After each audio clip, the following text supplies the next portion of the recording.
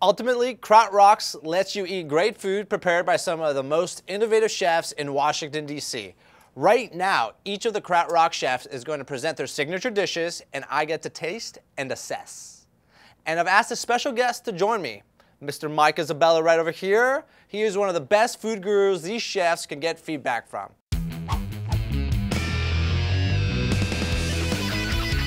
So Erik, representing Toki, also representing H Street Corridor, the Atlas District, my friend. Right. How did you rock the Kraut, my friend? So I try to incorporate sauerkraut in this whole dish without it just being like a plate of sauerkraut. So what we did is we pressure cooked Berkshire pork belly with a bag of the sauerkraut with fish sauce and honey.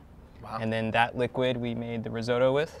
But it's kind of like a Chinese congee / risotto, so it's got a lot of bite, but it's still kind of mushy. Wow. And then we just did a light garden salad with all of the classic Chinese herbs, cilantro, mint, and basil, just to kind of cut through the fat a little bit. So a good bite is to get a little bit of everything, but I always like to eat everything on its own and then make a perfect bite after that. Before we get right into this, first of all, I just want to need... Cheers. Cheers. Cheers. Kraut out. Kraut out. I'm going to kraut this thing out right now.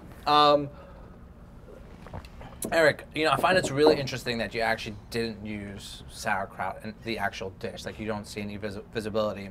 But you definitely used it in a different way by, like, what? You actually braised, you cryobacked the pork belly with fish sauce, sugar, and what product did you use? We used the silver floss sauerkraut. The silver, okay, which is, you love. Yeah, it tastes really good. It tastes really good, perfect, okay.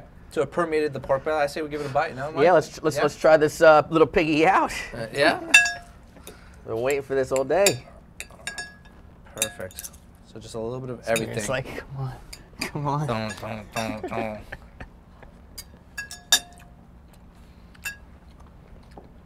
So it should be like super pungent-y. Oh yeah. Wow.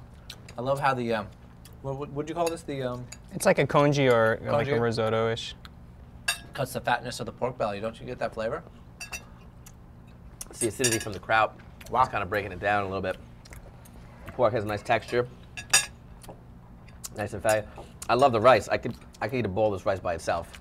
Oh my God. You I know? love this. And you got the freshness of the cucumber. Mike, I'm sure, thinks there's feta missing out of this dish. This is the Greek side of me. The Greek side of you. Wow, this is really, really delicious. I mean, I like the use of the honey with the sauerkraut, because sauerkraut being so tart and a little acidic, that honey just balances it right out, but you can still have the sauerkraut flavor in the meat. I find that really cool. Mike, any last comments on this dish? What I really like, I like the use of this. You know, obviously every chef is doing sauerkraut in a different form.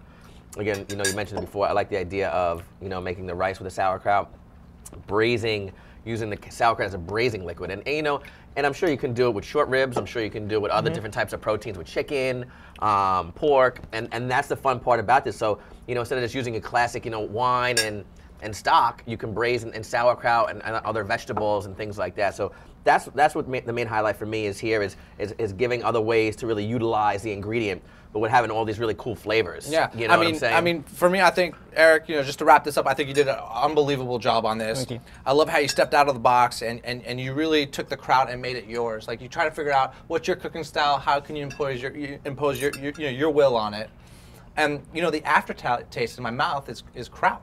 It really is. Like, you know, you get the flavors of the pork and everything else, but at the end of the day, I'm tasting kraut. I just ate kraut, and I think that's genius.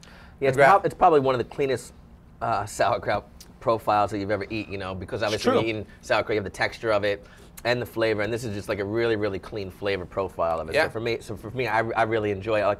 I like all the textures, everything that's going on in here. So I am sure Cheers. many people will be visiting the H Street Corridor at Thank you, Toki guys. to eat this. Congratulations. ramen noodle kraut. Here we Yeah, come. ramen kraut.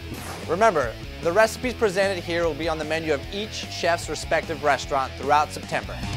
You can also download all these recipes at krautrocks.com.